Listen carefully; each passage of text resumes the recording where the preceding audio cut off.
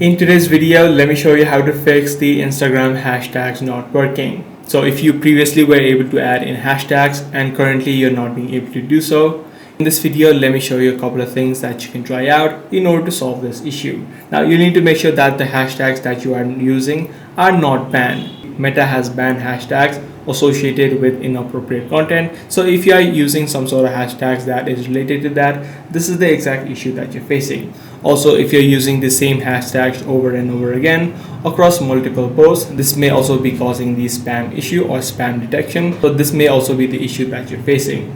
But however, if these are not the issue with you, then what you can do in this situation is try to uninstall the Instagram application from your device and then again re-download it. This is likely the case of app bugs. So once you update the application or reinstall the application on your device, you should be good to go. That's pretty much all there is to it. If this video was helpful to you, be sure to let me know. I'm going to see you in the next one.